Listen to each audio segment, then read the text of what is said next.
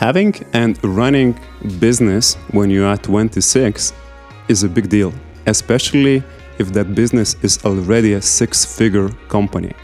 Tonight we're having a special guest, a professional in marketing, professional with very interesting and solid track record in companies like Forbes, Huffington Post, and many startups. Laura.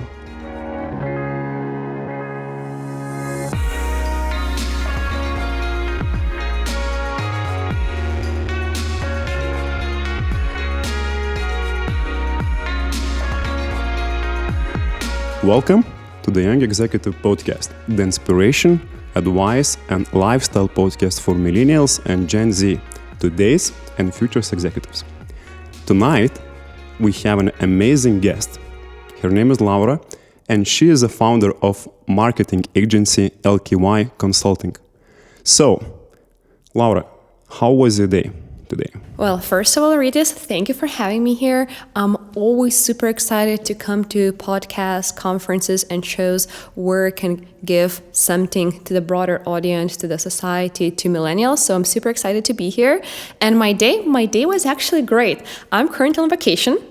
And I'm not going anywhere, I'm just letting myself to relax. So starting in the morning, going to the gym, and then just watching movies whole day seems a little bit surreal in a sense, but then you actually recharge your brain. And when you run a business, I run a marketing agency and work with international clients, which can be quite hectic, to be honest. It's really great to get basically some time just to yourself and just relax. I highly recommend for everyone. And we're just right after the new year. It's the beginning of January, and we have quite a cloud weather outside. So, Laura, now getting back to your career story. You are very young from the perspective of business where you actually specialize, and marketing and advertisement business is something that's been in the industry hopefully for more than 100 years. So how did you start this idea, and what was the trigger? So first of all, should I go with a long answer or should I go with a shorter answer? How much time do we have? I think, you know what, I can tell our watchers that and everybody who listens that we met, as far as I recall, maybe 6 years ago, coincidentally, when you was taking an interview from me as one of the co-founders of the youth organization Global Shippers Vilnius, representing Forbes at the age of 21, I think I was at 21. time. So I was really, really amazed. So we can maybe start from there. Of course. So first of all, when you say we met accidentally, it was an accident. So let me tell you a little bit more of the backstory. So basically, I was studying physics when I was still in university, and as much as I loved science, I realized I'm not going to be a scientist. And then I had this big decision sort of lying on my shoulder. So what do you want to do in my life?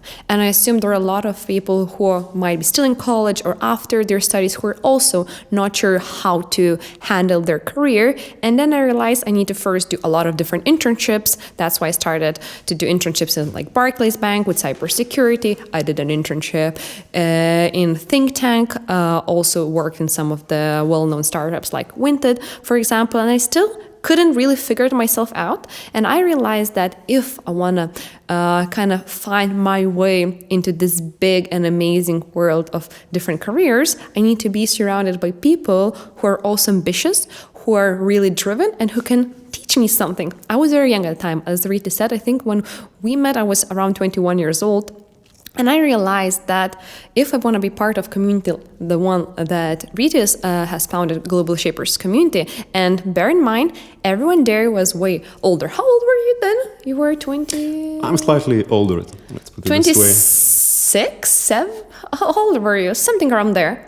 Yeah, let's add around 5 years. Oh, really? Like I never learned how old are you. So, and all the other peers were also like closer to 30s, and I was 21. I realized I can't just go to them and say, hey, I want to be part of your group. Yes, I'm like 10 years younger than you. And then I thought, because I was writing for Forbes, that asking for an interview will be a very good sort of soft intro into that association. So that wasn't an accident. And then I reached out to Regis, I reached out to Angelica, to a few people who were sort of like decision makers. And I was like, hey, if I'm going to do a favor for them, if I'm going to do something nice for them, and then if I kind of ask, hey, do you accept new members, I'll be less likely to be accepted than just going straight, just saying, hey, I want to be part. And here I think it's a lesson that everyone who's listening in could take, is like, if you want to get something out of the stakeholder, which you're not sure if you're going to get, and you think like the ask is very big, first do some kind of favor for them,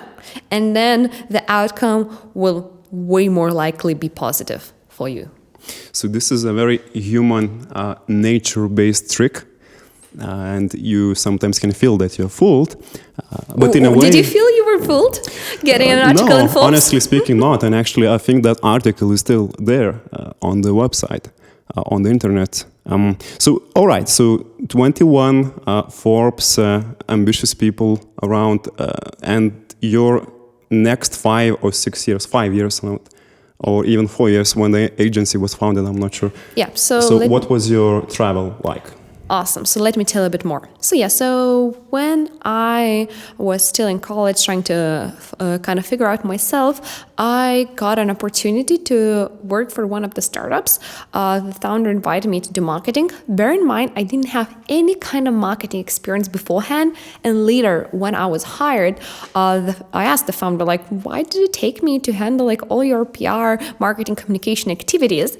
And his answer was, well, you talk a lot, so I figured you will be good with journalist.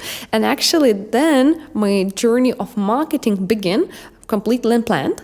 And I first worked for a startup. I was also writing for Forbes. Then I started writing for Huffington Post. And I kind of also learned while I was looking at other well-known marketeers, other experts of the industry, is that if you want to build your credibility, you need to be known. You need to build your personal brand. Of course, at that time when I was 20, personal brand felt very far-fetched because you were still learning things. But the good thing, what happened for me, is that as I was writing for Forbes and for the Post, and I was sharing how basically I'm doing that, how I'm also getting my company, which I worked for, mentioned all of these big publications. Other people also wanted to be mentioned there, and they started to approach me and ask me, hey, Laura, I want to be on Forbes, I want to be on Bloomberg, I want to be CNBC. How do I get there? First, it was free of charge advice, but then I realized that I really need to start making money out of it. And here's also another sort of a lesson for everyone. And I think while I'm going to be like telling all the stories, everything, I will try to give as much lessons as possible, is that if you see that you're bringing value to others and they're not just, 10 minutes courtesy things, start charging money straight away. I see a lot of people in various careers, in my friends and my peers, have amazing knowledge. They give a huge value, but they're not charging money. And they're doing it, just because they're nice and friendly. Nice and friendly, we're not gonna pay for your rent and not gonna pay for your apartment. So it's very important that you're not gonna do a lot of courtesy things. Moving forward, I realized that I need to start charging money. And then as I was starting freelancing, getting my own website, my boss at the time invited me for a little bit of chat. And he was like, hey, what are you doing here on the side? I'm like, well, I'm freelancing and, I'm doing that. I kind of instructed you about it. And like, I'm actually doing really great within the company as well. I'm getting a lot of coverage. So like I'm meeting my KPIs and I'm doing certain things after work hours or during the weekend. And he's like, yes, but like I don't like it. So you have to choose whether you're staying in-house or you're being a freelancer. And I was like, thank you very much for the opportunity you gave me working for a company within the last couple of years. But I quit. So basically straight away within a couple of days, I quit to kind of unknown.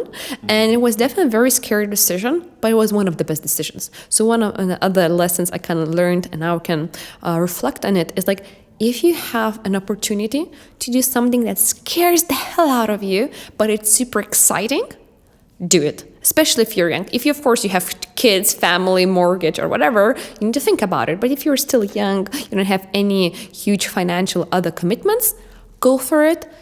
do all the crazy things that you want to do, because usually they end up into one of the best decisions. And me becoming a freelancer led to running an agency, and I can tell a little bit more about that. So as I started freelancing, I realized that I'm getting way more clients than I could handle.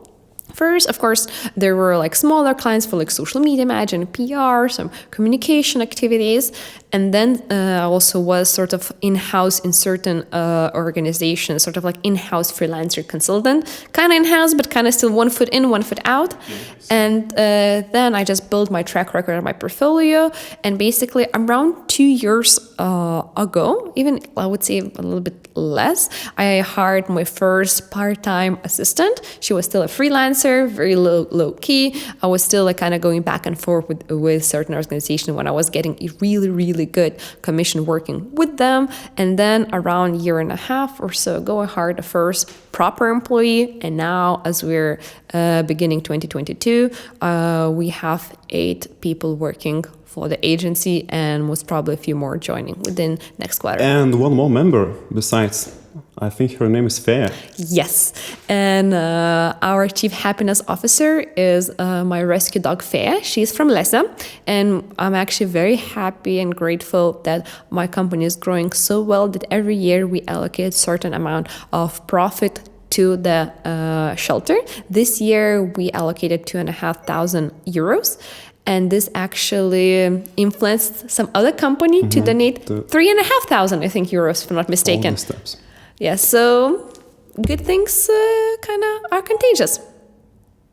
So, this is a really fast track reflection of what's happened in those 4 or 5 years, but I still don't get the point. How did you get on board of those prestigious media newsletters and newspapers like Forbes and Huffington Post? Because this was something that you did as a matter of courtesy, consulting, and then channeling into your first sales as an ad professional, right? So, okay, what's the secret? Because something is missing. There is actually no secret. I think people fail to understand that if you want to achieve anything and you want to get something from anyone, all you have to do is first ask. And people are so scared to make that first move, are so in their head playing out all the scenarios of all the bad things that could happen, they forget just to try it, because what worse could happen if you ask? They say no, you move on. So going back to your question, Rytis, when I was still working for a company, I reached out, I was going to a conference called Web Summit. And there I reached out to all of the journalists that were coming to the conference. As I was starting already and I was writing for Arctic Startup, I just reached out and said, hey, I'm a starting journalist. I would like to meet and get your advice. It was simple as that. There was no magic, nothing. Emails were scraped out of the internet. The media list that attending Web Summit was public. And who knows? A lot of journalists answered. I met with a journalist from Financial Times, from Bloomberg, from Quartz, from all the other very respectable media outlets. And it ended up that I also met with the managing editor of Forbes at that time, and we got to chatting, and he just liked that I cover things that are happening in Baltics. At that time, Baltics weren't that popular, wasn't on the scene of startups. It was something that's a little bit boiling already, and he just needed a person who can write about it. And simple as that, I got the job. There was no magic in it. You just have to ask and be present. But this goes back to the magic word confidence.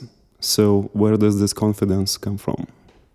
I think confidence and having confidence is actually a very good question. It's not that you magically wake up one morning and you have it. I think it's something that you train and you kind of grow on yourself. What I did basically, and I think what attributes to a huge part of my success with the agency, with all the public speaking engagement, I have basically everything, is not necessarily just the confidence, but really brainwashing my brain into thinking I can reach that success.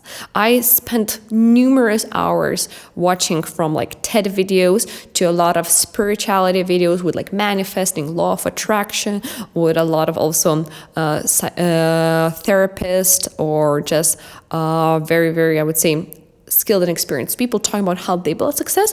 And one common trait among all of them are, starting from people who come from the science background to people who are more spiritual, is you need to trick your brain to believe that you can do it. And if you start brainwashing yourself in a positive way that, hey, I can run this business, I can get this or that thing, what I want to achieve, chances are you will be able to do that. And only if you believe you will do it, no matter basically anything else in the world. At least that's my opinion. But this goes back to the question of no's and I suppose rejections and possibly failures, right? So what is your experience and what about that side? Because this is shiny, bright, all successful, winning victory after victory. What about that side? I heard this one really, really good saying that I would love to share with everyone listening in. Now is, if you are reaching for success, you need to prepare to fail twice as much. And this is something that really resonates with me. It's like, yes, I run a successful agency. We are a six-figure agency working with international clients all around the world. We manage to work with startups that are valued at billions of dollars. That's all great. But then on the flip side, there's so many deals we didn't close, so many clients we failed, so many situations where we were expecting a positive outcome and you got the negative. And that's normal. It's the same way as when you're trying, to become a best basketball player. How many times you have to miss the shot to do all the best triple shots one after the other? Millions. So it's the same in business, it's the same everywhere. Failure is a normal part of the success. I call it just a probability theory. So within our company, I take care of sales. And I have this board in ClickUp where basically have each of our potential client in certain category: warm lead, cold lead, sales proposal, whatever, and then won and lost. And recently checked it. We lost twice as much of potential clients as we won. So let's say if we won 50 clients, we lost 100 potential leads. And that's actually a very good still number. But that means that for every client I closed, 2 of them chose someone else. And that's just part of the business. I think the most important thing for anyone who is starting out in business, in their career, is just not give up and just push it and push it and push it, because there's going to be a certain time where you're going to break that your imaginary, I know when I say it's imaginary self, basically created ceiling, and then the possibilities are limitless. One more thing I want to just add before I see you want to ask a question is, I have a mentor. She's an amazing lady who has built one of the largest agencies in Ukraine. She had 90 people working for her. Okay, and for the marketing agency, that's huge. That's a lot. And basically she asked me this year to create a plan for my agency, how much I want to grow, and like how many percentages, times. It was a very hard question. Like, I don't know how many times. Like, if I'm going to put the number, I'm going to be so scared if I'm going to reach it, not reach it. And then I was like, okay, so how much should I do? Like 10, 20%? No, that's too little. Double? I'm like, okay, double is nice, but like I need to be ambitious. And I said, okay, I want to do triple, which sounds at first when you're saying it's like a little bit ambitious. So. Yes. And I said triple. And when I said triple, the agency, it means revenue and profit basically, I was like, okay, I have no idea how I'm going to reach it. Like, that's very, very ambitious. And then she's like, okay, you have this number, put it in the financial forecast. Plan how many clients you need to have per month, per retainer, per project, how many people you need to have if you want to achieve this, let's say, realistic, and then what's the optimistic and pessimistic. And let me tell you, I started doing numbers and starting seeing how much I need to additional clients to bring, how much I need to maybe upsell existing clients. And those 3x became so realistic. I realized that, of course, I need to knock on the wood, that we can do it in like few quarters, most probably, like in half a year. Okay. I think that initially when I said 3x sounded crazy, sounded impossible, but when you start kind of reverse engineering all the steps that you need to make in order to come from A to B, that path doesn't even look that scary, because what I saw is like, hey, I have these 4 clients, I need to upsell for, let's say, additional 10-20%. I need additional 4 clients, which I know some of them are already in a pipeline that needs to be closed, and I need at least 4 projects per quarter. That's like very, very, let's say, rough estimates. I'm not picking top of my head. And that was so simple and so easy and so doable. So going back to kind of one of the another lessons I learned quite recently is that if you have big goals, and you should have big goals, whatever you want, I say double it. Put everything in a very clear timeline and very clear steps of deliverables, and that ambitious goal will actually become very easy and very doable, because you will not going to measure that huge thing you need to do. You're only going to see that one small step you need to make. Every day. Every day. And this is a good reminder, I think, also to myself and to our audience, that doing business and starting business for a young person, and while you are young, it's not just about the hype, the vision, the dream, the excitement, but it's also about doing your corporate things. So projecting numbers, having probably best accountants or someone to consult with, because these things matter. At the end of the day, it's all about sorry to say, but the cash or income coming and the cash flow that you can generate in business, if we talk about it. And even if you do career, not in a startup or launch your own company, even then you are at the end of the day judged by how much value you can create as a team member, as an employee, and as an executive within the company. So this is a very good reminder, and in combination with your no limits ambition and no limits goal. I want to add something. Basically, if you are currently working somewhere in-house, means you're not running your own business, and you want to advance your career. For me, being someone who employs people and then decides when I'm going to hire someone, fire, promote, or pay more salary, always ask yourself is like, how much tangible value you bring to the company. And basically, when you're hiring people, and now I'm going to be very, I would say, shallow in a bit, and I'll be talking a little bit more on the day-to-day sort of basis of running a business. Business need to generate cash. They hire people, that people will generate some amount of profit, revenue. It means every person, in a sense, is a cost. First, means their salary, their place of work, computer equipment, whatever it is. And then they're also a profit. They bring profit if they work correctly. So if you want to advance in any kind of field, in any kind of career, start measuring how much actual tangible value, if you can even put it in a monetary perspective, you bring to the company. Because if, for example, for my agency, I have a person who brings 5x their salary, 7x their salary, that person is more likely to get a promotion, to get a salary increase, rather than a person who's bringing 2x, 3x.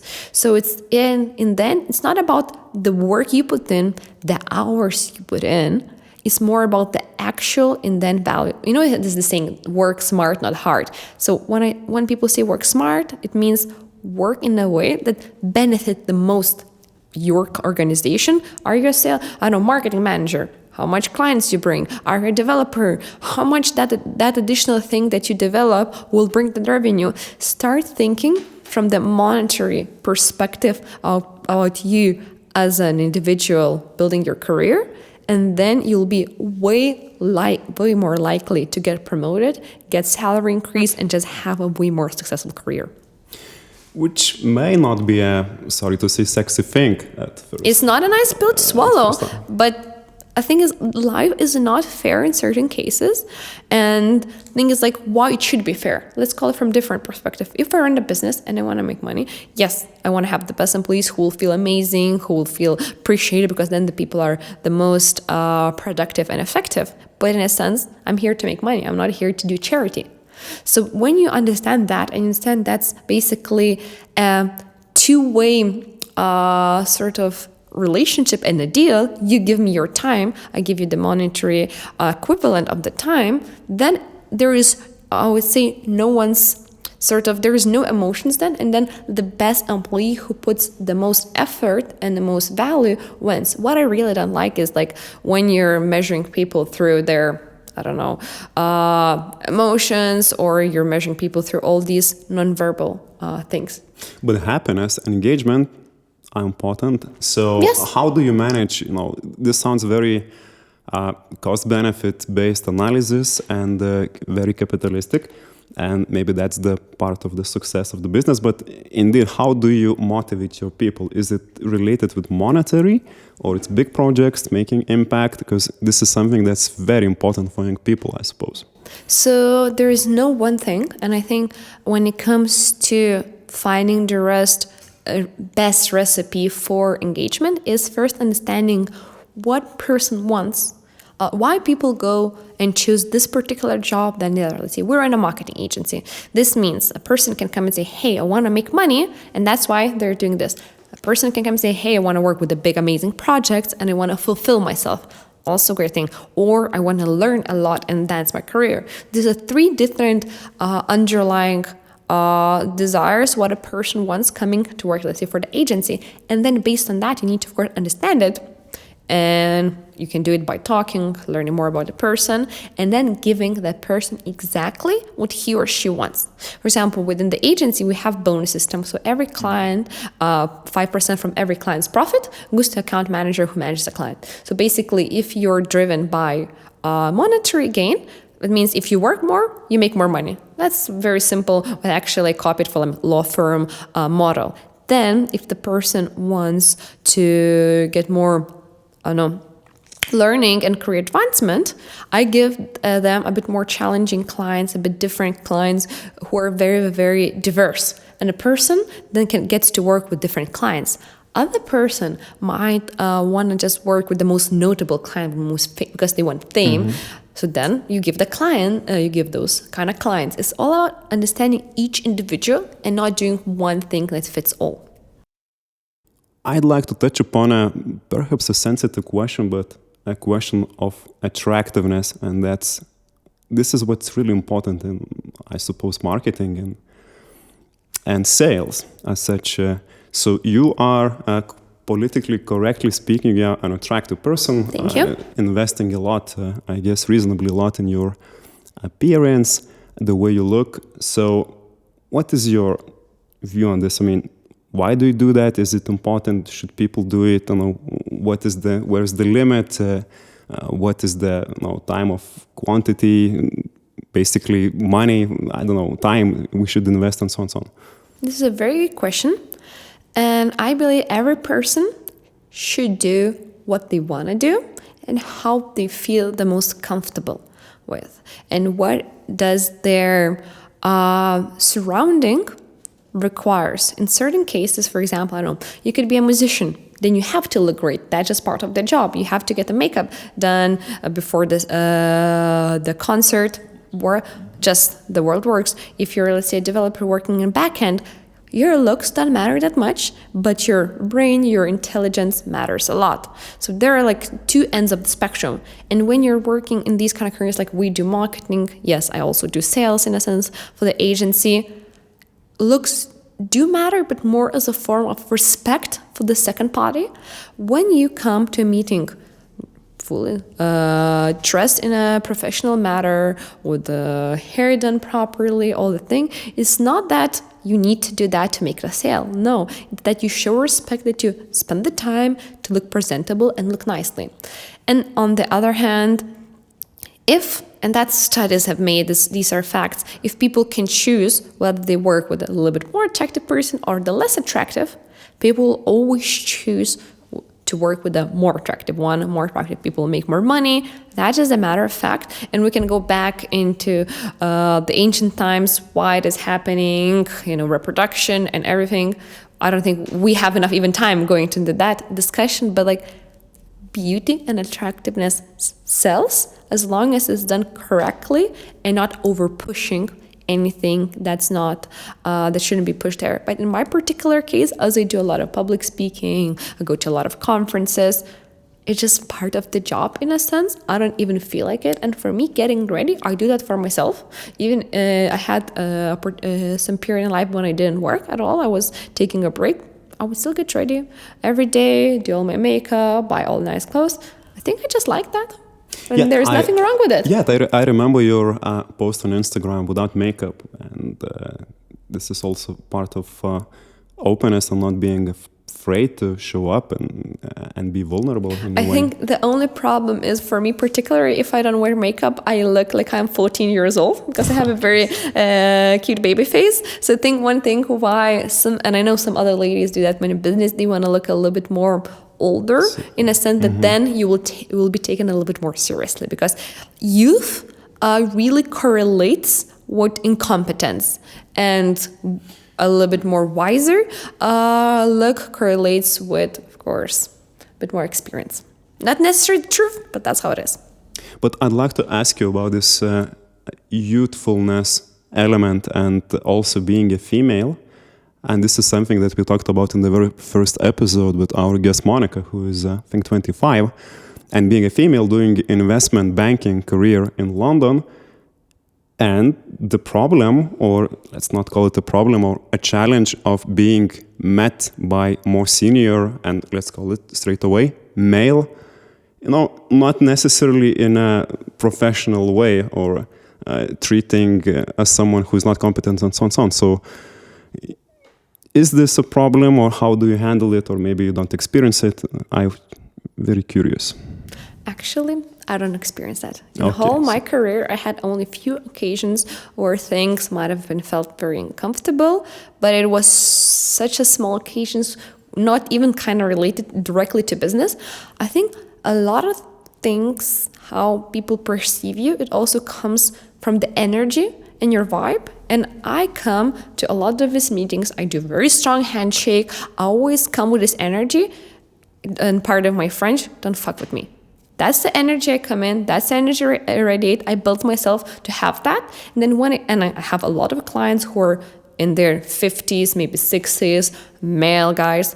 They're the most respectful people ever who I can come to get an advice. I could meet with them in the evening to have dinner, and it would be no wrong associations there. But this is because I put not necessarily even the words, but the energy there. Because people test each other in any kind of setting. You meet with the young people, you meet with older people, you meet in any setting, social setting, leisure setting, friend settings, or in a regular business environment. And of course, if you see an attractive female or male person, and let's say you're interested, you will push a little bit. You will see, will I be able to, let's say, flirt with this guy? Will I be able to flirt with this girl? It's a normal thing. That's how humans basically operate. And then if you put yourself in that place like, hey, I'm not interested, don't even go there, because if you're going to go there, this meeting is going to be done. And by not even saying that, just through your nonverbal cues, I'm very fortunate that I didn't really had those experiences. But it's all about being strong with your presence and with your decisions, and just not letting anything else shake you. That's something that could be used by, I guess, some of our audience. And I remember Monica, who was the very first guest, saying that I just make the boundary. If you have your values, and if you set the boundary, then it's not a problem anymore. Laura, I want to ask you, leaving aside work, career, job, goals, business meetings, what kind of person are you in life after work? That's a very good question. All your questions are great, actually. I'm just paying compliments to our host for each question. Actually, I work a lot, and I love my work, and I love what I do. I wouldn't do anything else. But besides work, I do horse riding. So horses take a big part of my life. I really want to learn proper, maybe even jumping someday. We'll see how that goes. I also work out at least 3 times a day with a personal trainer. I recommend everyone who is doing anything mentally challenging on their daily basis, start working out. My levels of productivity increased hugely just from working out. I love doing a lot of organizing events, socializing. I have a huge group of friends. I'm very fortunate that Ritas is part of it. And I do a lot of just different gatherings, which I love. Before COVID, I was always also doing some dinner parties at my place. I love networking. I love meeting people. That's like a vacation for me, in a sense. And yes, I have the amazing baby Fam, who's basically like my child. All right. I want to ask you about the luxury part of life, because you do fancy things, like you had New Year celebration in this Vogue style and environment. Why it's important? Maybe it's something that is over exaggerating your success, or it's all normal too? People choose different sort of path why they do business and why they need that. Like running a business, working with clients. Sometimes these are huge campaigns. We get clients in top publications. We create clients' personal brandings. We do all their social media. We do webinars, everything. It's challenging. It is definitely not the easy thing. Much easier would be just to get a day job, get 9 to 5, get a salary, move on. There should be a need why you're doing it. I'm doing that and building my business, well, first of all, because I can. Second of all, because I like the finer things in life. And no one is giving me that. I wasn't raised with a golden spoon in my mouth. And I realized if I want to buy a Birkin bag for $10,000, I need to work and get it. And same goes for all the celebrations and social gatherings. My friends and my community is very important to me. I like to celebrate. Just celebrate life. Not necessarily you have to celebrate your birthday or New Year. And then why should I settle for less and not dress up with a ball gown or hire a photographer or do all the extra things? If I know I can, I work for it, and that will create joy not only for me, but my friends, my peers, and others who are in this celebration together with me. Why else do something if you're not going to enjoy a little bit of life? Okay, I don't argue about that. Still, speaking of today's values that are common to our generations, I suppose, and especially Gen Z, sustainability, consuming less, and caring in general about the nature, the world, and the environment. Do you see yourself contributing to this? Definitely. So first of all, of course, I don't wear any fur. I don't eat meat for almost 2 years. I loved meat. Like I stopped eating meat not because I didn't like it, because I realized as much as I love animals and I love everything related to nature, I can't be the one basically contributing to killing them. So definitely that. We also support the local animal shelter where our dog is from. So I think these are one of the key things how I personally do. Regarding consumerism, I was very fortunate that when I was moving out from one apartment to the other, I had a lot of clothes which I bought and I didn't use and I didn't wear. So a few of my girlfriends came and they got a lot of nice free clothes. So actually, some of the things that I purchase, I might not wear it once or twice. They're going to second homes. And then the promise they made, and it was very, very important for me, that if they decide not to wear it, they have to give it to someone as well. So actually, in that case, I'm giving someone a joyful thing. Some of people might not be able to afford it, what they got, and then those items are living second, third, or even fourth life. Laura, how do you see yourself? And this might be a very stereotyped question, but yourself in 10 years from now? It's very good. Go read this. I'm just giving you compliments again.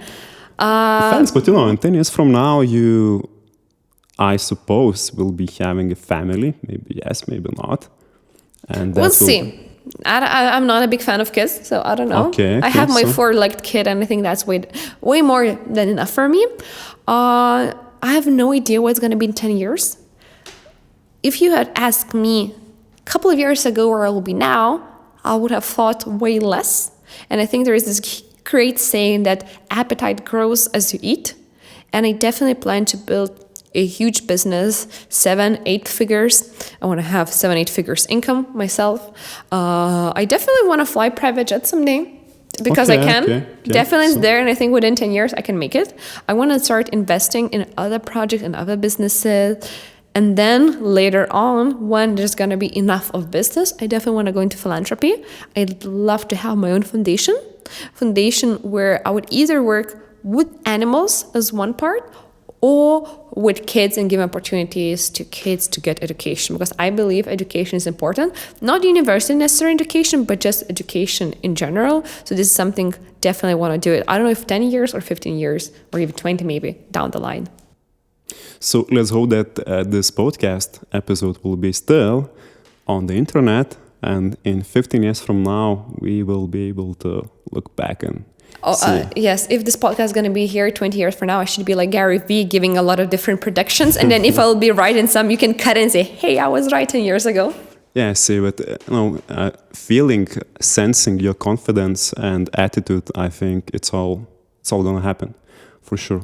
So on that note, as a closing note, I'd like to ask for your, let's put it this way, summarized or crystallized 3 tips for young people who either want to start their career in PR or are willing to start their own business. I will give general advice to anyone who wants to just achieve in life. It could be career, it could be business, whatever they choose to, or just being a good parent. That also could be a great choice. Is first of all, start brainwashing your brain that you're capable of way more that you're giving yourself credit. Whatever your goal is, double, triple it, just do it. And then down the line, when you will reflect on the journey you made, you will see how much you achieved. So that's where things start brainwashing your brain, even if it looks strange, even if it looks very, I would say, uncomfortable. Start telling yourself, hey, I can do this. I can make X happen. I can make Y happen. I'm worthy and I'm capable of that. This is definitely one of the biggest contributions of my success, is just brainwashing myself, because we have very big push from parents, society, teachers who say we're not worth enough, we're not going to do it. And it's like, hey, we're just living, let's say, in Lithuania, third world country. Who can be successful here? False. A lot of people can. But we need to first start believing in ourselves. I would say first, believe. That's a single word, right? Yes, believe. So that's first thing. Second thing is be bold. Be bold with your decisions. Be bold with your actions. Because if you're young, and of course the audience is young, and you don't have any commitments, the world is your oyster. And move somewhere. Start doing some new things. Now it's the right time to fail, and trust me, I failed numerous times. I fucked up. I lost clients. I lost sometimes even thousands and hundreds of thousands of potential income in certain cases. So, and it's okay because it taught me a lot of things, and then I could basically get triple or even more than that.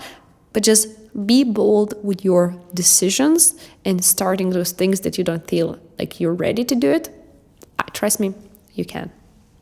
That's second thing. So I think the word would be. And the first thing, actually, let's talk about personal brand. So building a personal brand, any tips on that? And I can say that tonight I'm wearing the Harvard insignia. Once upon a time I studied there. So wondering, how about personal brands? Should we think about it from that perspective, or we just social Instagramming, posting anything, and that's it? Personal brand is important for those who see value in it. So first of all, if you see there's underlying value for you to build your personal brand, it could be getting new clients, getting more opportunities, whatever it is, then yes. So first you make a decision that you need it. Then you need to understand who is your target audience, what does that target audience wants to hear, and what does the value bring. So basically, we have this very nice equation in marketing: needs and pains of your target audience plus the solution or offer you can give equals your value proposition. So you have value proposition, you have your target audience, and number 3 is the channels. So what are the channels that you can reach the target audience through? So is it social media? Is it conferences? Is this media? Whatever there are. Is it like TikTok for youth, or is LinkedIn for business professionals? So you have target audience, you have channels, you have value proposition, have the key pillars of any personal branding. And then once you have that foundation, you start executing it. And here it's basically just showtime, create a plan, stick to it. And it's about basically like going to the gym. If you're going to go to the gym every morning and you're going to eat clean, you're going to have the 6-pack. But if you're going to be very lacking discipline and you're going only once a month, no 6-pack for you. So the same with personal brand.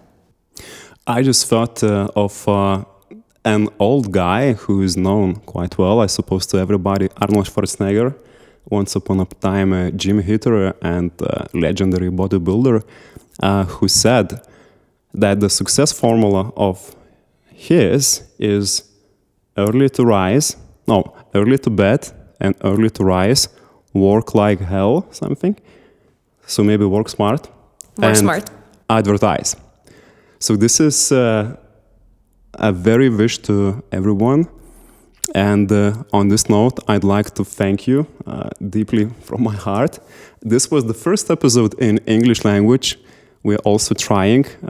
I'll try to get better in the meantime. You're great, Rytis. Well, thank you. So just trying. And this whole idea started as something out of passion for getting to know people, for looking for inspiration, sharing advice.